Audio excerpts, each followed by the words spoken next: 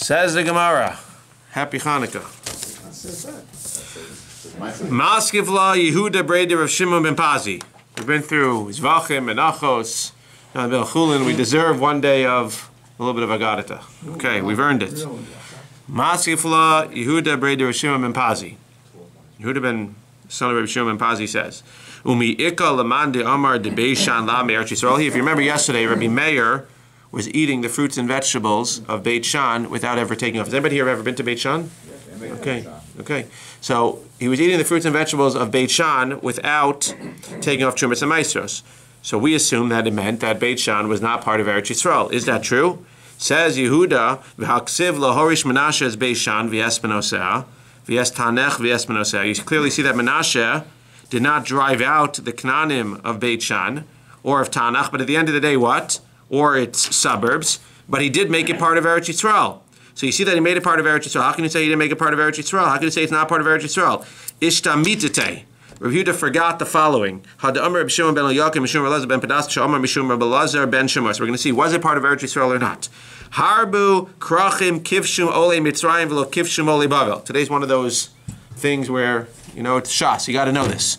So there's two different types of olim. There's Ole Mitzrayim, who came during the first conquest of Eretz Yisrael, which again came and that was part of Eretz Yisrael during the Bayis Rishon. And then there were the Ole Bavel, who came during the second conquest during the Bayis Sheni. That's called Ole Mitzrayim, is the first conquest, Ole Bavel are the second conquest. So a lot of places that were conquered during the first conquest were not conquered during the second conquest. Ukesavar, and it sounds like some of the places were not conquered on purpose. Why? Kesavar, because the Ole Bavel who conquered it during the second conquest thought Kedusha Rishona Kedusha L'Shaita V'lo Kitcha L'Asilavo. The Kedusha that they had when they made it part of the first conquest, part of Eretz Yisrael, was only temporary, was not forever. It ceased when they were exiled. So why would they not want to reconquest it? Why would they not want to recapture it and conquest it? Very, very interesting. Look at Rashi. Harbe krachim kavshu ole Mitzrayim, to the right. V'kitshum b'kedushas haaretz. V'lo kitshum ole Bavel likadsham b'shniya. Ulekach lo kipshum. Why were they not conquered? They had the ability to conquer. Why did they not conquer it? De kisavre hoel v'husru. Once it was already hutar from the kedusha, it's gone. De kedusha rishona betela. De chikacha Yoshua l'shaita kitcha v'lo la'asilavo. Kishagalu b'mei Nebuchadnezzar. When they were kicked out to Bavel, so it lost its kedusha. So why didn't they want to go ahead and re-kadosh it, re-sanctify it? V'lo haratzu lahachzer kedushasa. Why? Certain places, Beit Shan included, as we'll see why. Kedei sheyeh mutter lichrosh v'lizroa sham b'shvi she'eno heges b'chutz ha'aretz v'yismachu alein lito leket shecha upeyo meiser ani u'Beit Shan mehen haisa. Very interesting. What do we know? We know that if it's part of Eretz Yisrael, then you have to be noek shvius. What happens on shvius? All of the fruits and vegetables and everything becomes hefker. What happens to the aniyim? Well, if they're lucky, they'll get some. If they're not, then they won't. So they wanted to make sure that the aniyim always had food to eat. So what they do? So certain places, they did not make part of Eretz Yisrael, because if it's not part of Eretz Yisrael, it's not going to be chayiv and shvius. However, if it's a surrounding area near Eretz Yisrael, as we'll see in a second, it's still midirabanan chayiv and shumas and maestros. So you can have your cake and eat it too. And as we'll also see, it's chayiv and shumas and maestros only for certain parts, only for grain and for wine and for oil.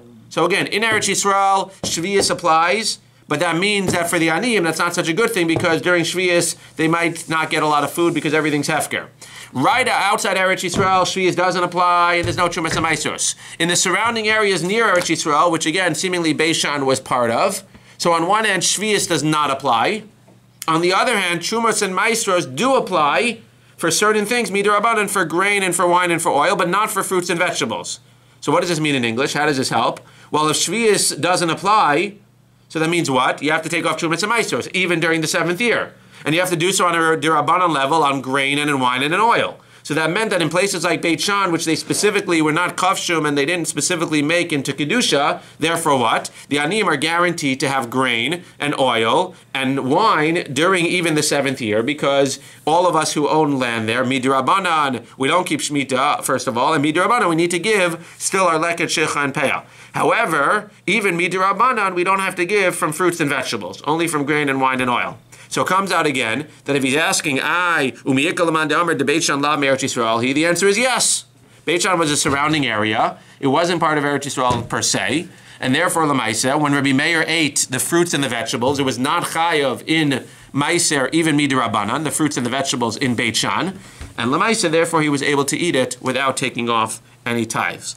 Says the Gemara, Amar le Rabbi Yirmi le Reb Zera, V'ha Rabbi Meir Allah ba'alma hu dachil. How can you prove from the fact that Rabbi Meir ate the leaf without taking Trumos and Maisros that Beit Shan is not part of Eretz Yisrael?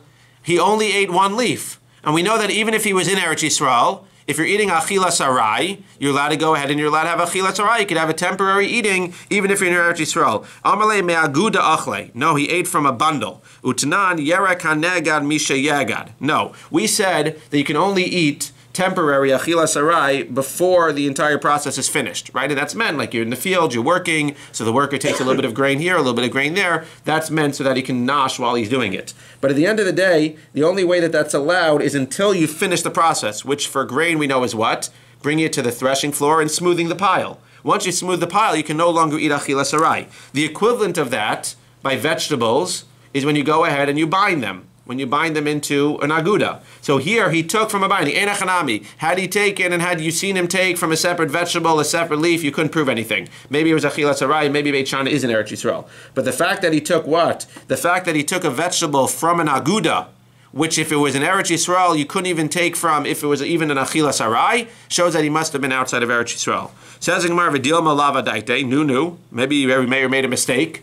Maybe he was in Eretz Yisrael, and he wasn't supposed to take it. But Lamaisa, he took it anyway, without taking off Chumas and Maisrosh. Says what we said yesterday and the day before, Hashtra behemchen shel tzadikim en HaKadosh Baruch Hu, maybe takala yadan tzadikim atzman lo kol shekain. Hashem doesn't even let their behemoth sin, as we'll see.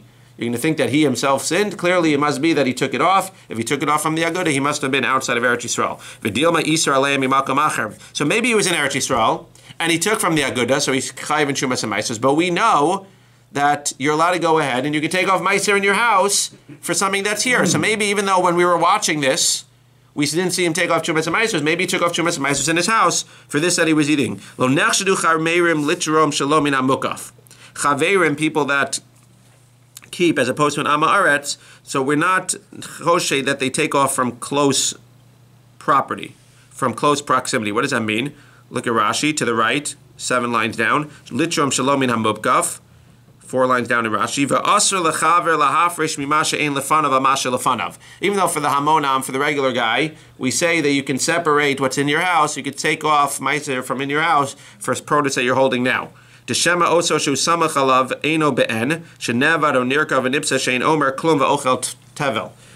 like the fact that we let you separate chumas and maestros that's somewhere else for produce that's here, that's only like a b'diavad. We let you do it because the hamonam needs to be able to do that. But for a chaver, we don't want you doing that because what are the chances? You could have separated chumas and maestros in your house, and what happened? Maybe it's spoiled. Maybe it got lost. Maybe someone ate it by accident. Therefore, when you're about to eat this, it's really tevel, even though you don't realize. So for the hamonam, we allow you to do that, and we don't have to be choshesh. We don't assume that it was eaten. And even if it was, okay, we have to draw the line somewhere. But for a person, a chaver, l'maisa, for a chaver, we need to be very careful. So it can't be suggested that Rabbi Meir, who's a chaver, would have taken off chumas and maestros somewhere else for what's sitting here. Says but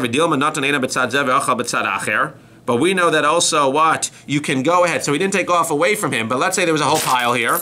We know that you can look at one part of the pile and then take off from the other part of the pile. So maybe when you were watching him, it didn't look like, or you didn't notice, but maybe he looked at one part of the pile and in his mind separated Chumas and Maisros, and then he took off the leaf from the other part of the pile and it was fine. And even though he was in Eretz Yisrael, he did take off Chumas and Maisros. Amalei chazi man gava rabba kamisadid aleha. No, at the end of the day, you can't question Rabbi Yeshua ben Ziruz. Because what did he do? He said he saw Rabbi Meir eat something in Beit Shan. And if he's testifying, if another Talmud Chacham is testifying that he saw Rabbi Meir eat in Beit Shan, and he knows for sure that he spoke to Rabbi Meir after the fact, and he knows for sure that he didn't go ahead and he didn't separate Meiser somewhere else, and he didn't separate Meiser mitzad zeh l'tzad acher, he didn't do it mentally, he knows for sure that Rabbi Meir says that it's okay to eat fruits and vegetables from Beit Shan without taking off Chumas and Maisros, you can trust him, and therefore, Shalom al Yisrael, that's what comes out, that Rabbi Meir actually ate fruits and vegetables from Beit Shan without taking off Chumas and Maisros. Says the Gemara, my behemtan shel tzadikim. Give me an example of all of these stories, right? Now we're going to get into the Agadata. What's an example of a story where the behema of tzaddikim, Hashem doesn't even let them sin. The Rabbi Pinchas ben Yair have a kazil opinion shvuyim. Rabbi Pinchas ben Yair was going to do pidyon shvuyim. Pagabe beginai nara. He came to the Ginai River. Amarle, he said to the river, Ginai chalok li meimecha ve'avor abach. Go ahead and split your water so I can pass through you. Amarle, ata holech lasos ritzon konecha, ani holech lasos ritzon koni. Ata safek oset safek ata osa, ani vade osa. You're going to do pidyon shvuyim. There's a chance you'll be able to get the captive back, but there's also a chance you're going to fail in getting the captive back. I right now know that I'm doing what God wants me to want, which God wants me to do, which is water flowing. I'm not going to split so that you can maybe go ahead and do a mitzvah. If I knew for sure you'd be successful, then okay, then I'd split. God would understand. But to just split for you because you might be able to do a mitzvah, then I'm not going to do. Amar lei, so Rav Pinchas says, okay, you want to play hardball? Okay, don't split. But then I'm going to make sure that your water stops flowing. Okay, man, I'm not going to mess. Chalag lei. So the Yam says, no problem. He split for him. Hahu gavra, hava dahava dari chite lepischa. So Pinchas ben Yair had another man with him who was carrying chita to be able to make matzah. Amar le chalok le nami lahai, split for him too. Dibe mitzvah because he's also involved in the mitzvah. Okay, man, I'm not messing with you. Chalok le, he split for him again. Havahahu taya dilav abadai. There's also an Arab merchant who was accompanying them. Amar le chalok le nami lahai, also split for him. Why? Dilolema kachosim lebnei levaya, because it's going to be a big chil Hashem.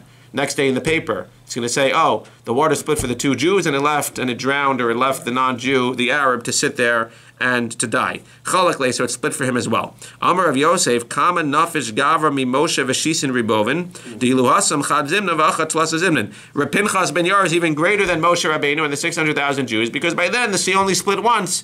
Here it split 3 times. V'dil mahachanami chad zimna. Says the Gemara, no, he's not greater. It only split once. Ella kim Moshe v'shisin ribuyin. No, what it meant is that he's just as great as Moshe and the 600,000. It only split once. As Rashi explains, different Rishonim explain what happened. Rashi explains what happened was it split, and then it was about to come crashing down again.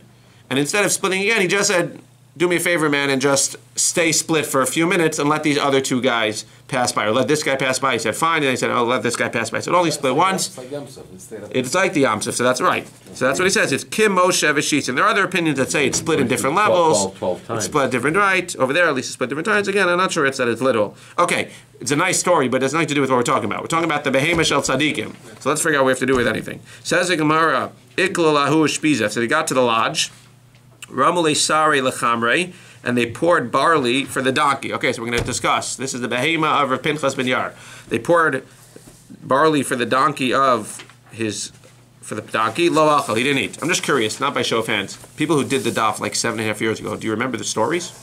You do remember the stories? Yeah, you do remember the stories? I'm just curious. Not all of them. But not all of them. This is a good one. Okay, you know this is a good one. Okay. So doctor, please tell the rest of the story. Lo achal. I'm just curious. I'm just curious if we always remember different things. So the good stories we remember. What? Well, we'll see, right? We'll see if it changed in 7.5 years. Says the Gemara, Chaftinu. So what did they do? He wasn't eating. So what did they think the problem was? They thought the problem was that it must have been dirty. The food must have been dirty. So they sifted the barley. Lo achal. He still didn't eat. So they said, okay, maybe sifting it wasn't enough to get out the little particles. Nakrinu, let's clean it. They cleaned it lo achal. He didn't eat. So Amar lahu dilma lo ma'asrin. So Pinchas said to them, maybe you didn't take mice. And now it's not clear exactly if he said to them, it's not clear whether they were Jewish or not. Seemingly, well, it seems like to me, again, Rashi doesn't say, it seems like they were Jews. They were Amei Haaretz. And he said, so where exactly did you get this grain from? Did you get it, or maybe it was regular Jews who weren't Amei Haaretz, but you got the grain. Did you get it from an Haaretz maybe? Is this Demai? What's the story with this? Maybe you didn't take off Meiser from this. So they said, you're right, it's Demai. We bought Demai and we didn't take off Meiser. Asrinu v'achal. They took off the Meiser and he ate it. So therefore, Lamaisa, you see what? This is the proof that Hashem wouldn't even let the Behema sin. He wouldn't let the Behema eat Demai, because you need to take off, even from Demai, you need to take off. We know, again, if you have an Am Haaretz that gives you Demai, you need to take off, unless it's part of a mixture maybe. But since it was chayiv in tithing, because again, it had been threshed and it had been made into a smooth pile already, it was chayiv in tithing. That's why the donkey didn't eat it. Now obviously the donkey doesn't know any better. The donkey's not thinking to himself, oh, this is Demai, I can't eat it. At the end of the day though, we see that even the behemoths of tzaddikim, Hashem makes sure that Lamaisa, they don't sin, because you could say that it's maybe even the chi of the responsibility of the owner to make sure that his donkey doesn't eat anything that's not tithed. It gets hana. So Amar, Pinchas said, Ani yazu olechas lasos v'son kona v'atam achilin otso tvalim. My poor donkey's going to do a mitzvah of Pidon Shuyim, and you're trying to feed him tevel? What's wrong with you guys? Says the Gemara, very interesting. Umi mechayva. The Gemara says something very interesting. The Gemara says, I don't understand. It's a beautiful story. It seems to bring the point that we want to bring, but it's false. Who says that you need to take off Trumas and Maestros from Demai that's being fed to an animal? You want to tell me you need to take off Trumas and Maestros from Demai that a human being is going to eat? Fine, I agree to that. But we're going to clearly see in a Mishnah that if you have Demai that's animal feed, you're not chayiv to take off Trumas and Maestros. So very nice, it's being machmir. But at the end of the day, like, what kind of chumrah is this? Umi mechayva v'hatnan halokeach lezera. If you buy demai in order to plant it, or ula behema for your behema, which is our case, v'kamach laoros, or tan for hides. You want to tan your hides with flour. V'shemen l'nero. You buy oil to light in the menorah. V'shemen lasuch boas hakelim. You buy shemen in order to grease your kelim. Pater mehad demai. It's pater. Because if you buy something, what? If you buy something for your animal or for hana, it's patur and demai. Read the Rashi. Umi mechayva, it's an important Rashi. Umi mechayva machal behema hanilkach me'ama aretz klum gazro lav mishum demai. V'yava b'she'ilu vaday lo Yisrael mechayev laser. That's important. Underline that word. If you buy something to give your animal and it's vaday tevel, you have to take off meiser. It's not a din that animal feed doesn't have to be meisered. It's that demai, we assume that rov amei haaretz actually take off. It's only a chumrah. Al savek mia lo gazer ditnan halokech ma'aretz peres min hashuk lezera lebeima pisha zera v'machal behema bechlal shar tvuahein v'chayav b'masros lo gazer le mishum demai demistama rov amei haaretz me'asrinhein. This is an important Rashi. V'lo hechmiru chacham al demai kokach. So it sounds like if you have tevel, for sure. If you know that maestro wasn't taken off, you need to take off chumas and maestros, regardless of whether it's for you or if it's for your behema. You can't get any hana from tevel without taking off chumas and maestros. That's the first given. The second given is that demai, which is from an amaretz, we can assume, actually, we don't always think like this, but what Rashi is telling us is that demai, you can assume that rov amei haaretz do take off chumas and maestros. So really, according to the letter of the law, if you buy something from an amaretz and you don't know, you can assume that it had chumas and maestros taken off. We were machmir that if you're buying it to eat it, you need to take off chumas and maestros. But we did not extend that chumrah to say that if you're buying it for hana, if you're buying it for your animals or for other purposes, we did not extend that chumrah to say you need to take off chumas and maestros. But again, we can only do that because mitzad adin, according to the letter of the law, we shouldn't have to take off chumas and maestros from demai at all. If you know that it hasn't been tithed, then for sure you need to take it off even for your animal. But demai, since the letter of the law, you don't have to take it off at all. So we're going to be machmir that for a person you need to take it off, for an animal you don't. So umi mechayv, I don't understand. So well, very nice that the donkey didn't eat, but he's a machmir donkey. He's a donkey that's eating for chumras. I have to tell over just quickly. Rabbi Felder said last time, I'm not going to tell the long one.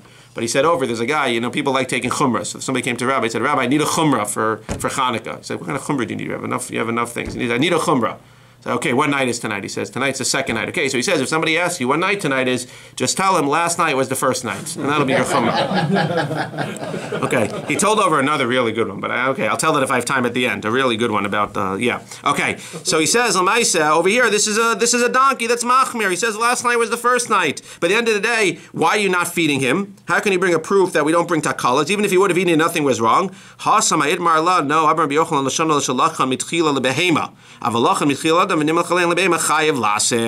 oh, no, you're right. But if you buy it for a person and then you change your mind, since you originally bought it for the person, you need to take off chuvas and maestros. And therefore what? It must be, says Rashi on the left, V'hanach se'orim la'adam lekachos mitchila. And therefore we're going to suggest that this se'or that they were giving this donkey, he specifically was bought for people. They showed up at the inn. They said, do you have any seor for the donkey? Yes, we have some, but that was originally bought for people. Since it was originally bought for people, Lamaisa, that's why it was chayav in Trumas and Maestros. But if they would have bought it specifically for the animal, it wouldn't have. V'atanya, we know that V'atanya can sometimes be a question. V'atanya here is a benichusa, is benachas, it's to support. Halokeach peres min hashuk la'achila v'nimlo chalein lebehema, hareze lo yitin lo lifnei behemto lo lifnei behemas chavero, ela imkein iser. That you go ahead and if you buy it for a person, then you have to take off chumas and maestros, even if you end up giving it to the behemoth. So again, the reason you're right, mi mechayva, it wasn't really chayiv in chumas and maestros had they bought it for the donkey, but since the inn bought it for the people, it was mechayiv in chumas and maestros, like regular demai, and therefore he was right, the donkey, quote unquote, for not eating it until chumas and maestros were taken off. Good? And therefore you see again that lemaisa, the behema of a tzaddik Hashem makes not to go ahead and do even a sin. But again, had it been bought specifically for behema, then you would not have any proof here because then he could have eaten it. But the fact that he wasn't allowed to eat it because it was bought for Adam, you could bring the proof. Shama Rabbi. So Rabbi heard that Rabbi Pinchas ben Yair was in town. Nafak li'apeh. So he went to greet him. Amar le, Ritzon chasod etzli, will you come for dinner? Amar lohein. He said yes. Tzahavu panav shel Rabbi. His face lit up. He was joyous. Because as we'll see at the end of the Gemara, it was well known that Rabbi Pinchas ben Yair did not want to get any hana, any benefit from anybody in this world. I don't know if he wanted to use a bischar, he wanted to just trust in Hashem. He didn't want to get any benefit from anybody. So the fact that he agreed to eat at Rabbi's house was like a pella. So he was so joyous. As we're going to see later in the Gemara, he only agreed, or as Rashi points out, he only agreed because he had respect for Rebbe. He didn't really want to eat in Rebbe's house. Not because of the kashrus. He didn't want to eat in Rebbe's house because he didn't want to get benefit from anybody. But Lamaisi, he agreed because he had respect for Rebbe. But he wanted to get out of it. So what did he say? Amar lo kimeduma tashem moder anami Yisrael ani. The fact that you were so excited, are you judging me and thinking that I would never get any hana from Jewish people? Yisrael kadoshim hein. The Yisrael are holy. Yesh rotze v'ein lo. I know that there are some people who want to give to me, who want to give to other people, and they don't have the ability. So those people I don't take from. I would take from them because every single Jew is what? Is kadosh. I would take from them, but I'm not going to take from somebody who doesn't have the ability. V'yesh sheyesh lo ve'eni rotze. Rashi, to the left. V'yesh sheyesh lecholes biyodo ve'eno rotze lahanos acherim. V'yaf al pi she'omer ba u'se'od ein libo chafetz ve'eni nene mimenu mishim d'chsiv al tilcham lechem ra'ayin. Says the Gemara, al tilcham al tiso lechem lashon se'udak d'tiv lo ba lechem uchsiv b'lesh. Fine. Says the Gemara, you got the Be'er Sharbavi. No, Yeshon Lashon we were saying fine. So says the Gemara, V'yesh yesh lo ve'eni rotze. There are those who have and don't want to give. Uchsiv al tilcham, and it says it's lechem ra'ayin. Don't eat the food of a miser. V'al titav lematomav ki kimo sar benafsho keinu. He's embittered a little bit. He doesn't want to share his food. Echol v'shasei yomer lecha v'libo balimach. Even if he says to you, go ahead and eat, he doesn't really want to give you. At the end of the day, I'm not exactly sure. It seems like a negative thing, but he says that Yisrael are Kedosh, and even the ones who don't want to give seemingly are also Kedoshim. Ve'ata rotze, you are the best of all the levels. You have, and you want to give, v'yesh lecha, of course I'm going to eat by you. However, mia hashta misar hivna. I'm rushing. Dibimilsa de mitzvah katarachna. I'm involved in the mitzvah of Pidyon Shvuyim. And again, he wanted to respect Rebbe. He would have said no, thank you. But he says, Ki adarna hina alayna Ailana ligabach. When I come on the way back, I'll stop by again. Kiyasa isrami. When he came back, so he came to go eat. Al be'ahu pischa davu kayamin bei kunaisa chavarta. When he got to the entrance of Rebbe's house to come eat, which again, he didn't really want to do, but when he went to the entrance where Rebbe was, Rebbe's white mules were standing there. Now, as we'll see, white mules are dangerous. If they hit you, you die. Amar, so he says to himself as he's about to walk in, Rav Pinchas, Malach hamavis beveiso shel zev ani eso, that's slow. I can't eat in his house. He has these dangerous animals here. Shama Rebbe nafak lape. So Rebbe ran after him, exactly not clear. Maybe the Rishonim talk about why Rebbe had these. But Rebbe ran after him to bring him back, to eat there. Amar le, mazvinin alahu. I'll sell the mules, just come for a meal. Amar le, v'lifnei iver lo tite michshol. You can't sell it to Jews, because lifnei iver, then they're going to have a dangerous animal in their house. And it says in Rashi, interestingly, you can't sell it to non-Jews, because you're not allowed to sell a behema gasa to a non-Jew, because we're afraid that they might use it in inappropriate ways. Mifakrin alahu, I'll abandon them, I'll make it hefker. Mafshid hezek, he says you can't do that either, you're going to increase hezek, because now you're going to have these wild mules running around everywhere. Akar nalahu, so I'll cut off their hooves. I'll cut their hooves, and this way when they kick somebody, it won't hurt that much. Ikat tsar balechayim. He really doesn't want to eat there. You're going to have tsar balechayim. Katil nahu, I'll kill them. Ikka baltashchis. It's baltashchis. Hava kamevatesh by Tuve. He was going back and forth. Gava tu rebinayu. Hashem made a miracle, and a mountain literally came between the two of them and separated them, so that Rabbi Pinchas was able to get away. Bacha Rebbe v'amar. So Rebbe cried out and says, Ma b'chayein kach. If Hashem honors them so great in this world, the Talmidei Chachamim, who again, I know he's trying to respect me, but he really doesn't want to eat in my house because he doesn't want to take any hana from me, and Hashem honors him. B'misas alachas kama v'kama. I can only imagine how much he's going to go ahead and honor them after they pass away. The Amar Rav Chama bar Chanina, this goes with what Rav Chama bar Chanina says, Gedolim tzadikim b'misasan yoser mi b'chayehen. That tzadikim are honored even more when they die, more than bechayein. And this is interesting. You see this even in this world. A lot of times tzaddikim, whether their svarim are published afterwards, right? There are certain tzaddikim who are who become tzaddikim afterwards. I'm not going to use any specific names. Shenamar, as it says, Vayihihem kovrim ish v'neiro es hagedud vayashlichu. They were burying the man and they saw the enemy. Es ha'ish bekever Elisha vayishlichu es ish bekever Elisha vayelach vayiga ish be'atzmos Elisha. He touched the bones of Elisha vayichi vayakam al raglav. So the Gemara wants to bring a proof that you see that a tzaddik becomes even greater after he passes away. Where do you bring this proof? So this is a story, a very fascinating story. There's a story about Elisha. So Elisha, when he was alive, what happened? When he was alive, he was able to resurrect the child of the Shunammite woman.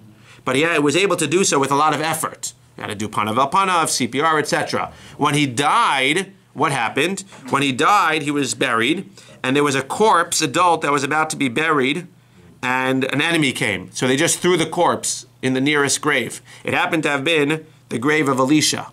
But Elisha was a big tzaddik, and the guy that they threw in there was a big rasha.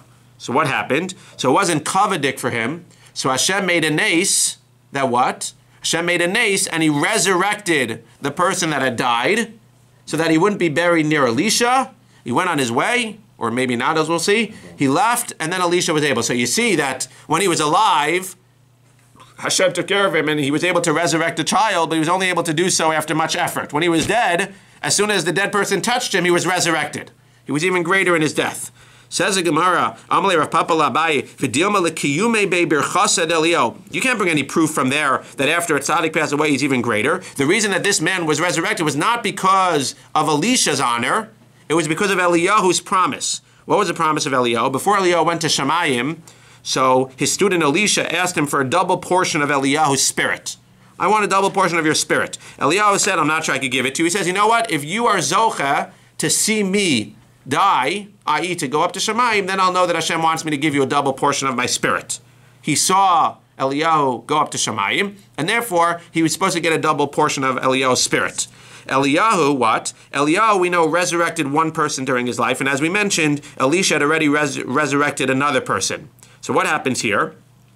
Maybe the fact that Elisha resurrected this other person was not because in honor of a tzaddik after he dies. It's because Hashem needed to fulfill the promise of Eliyahu that he'll have one additional spiritual experience. This is him talking, Pishnayim beruchach elai. This is Elisha asking Eliyahu, and Eliyahu promised him, you'll have a Pishnayim, you'll have an additional spiritual experience. Amar lei, ihachi hainu ditanya al raglav amad ulebeso lo halach. Says the Gemara, no.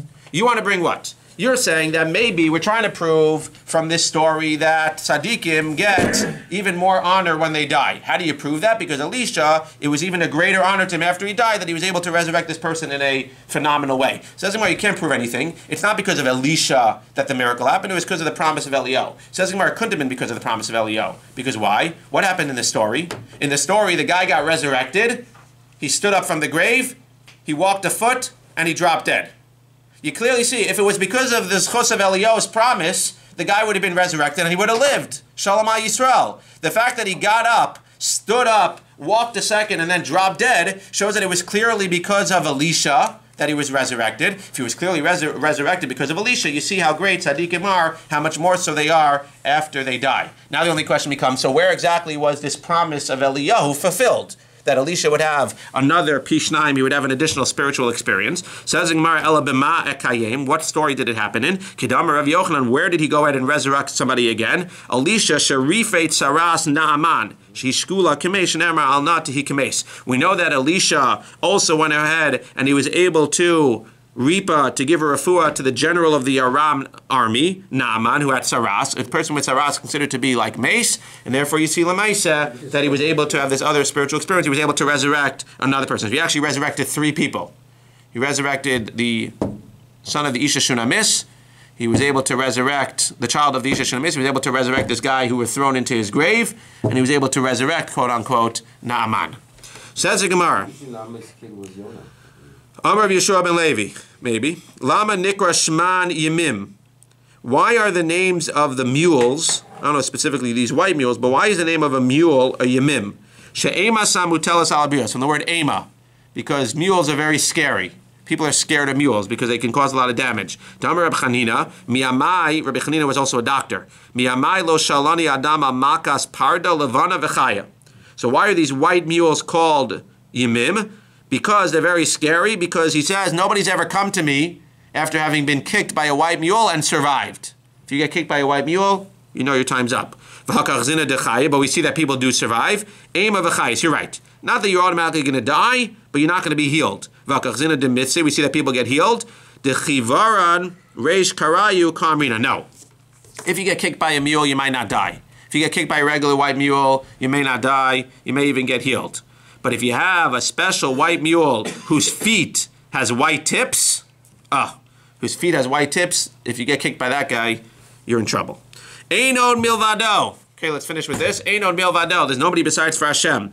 Amar Rabbi Chanina. Va'afilu kshafim. Even sorcery, einod milvado. You could try to go ahead and do sorcery on somebody else. If Hashem doesn't want you to be successful, you won't be able to be successful. Says the Gemara, afra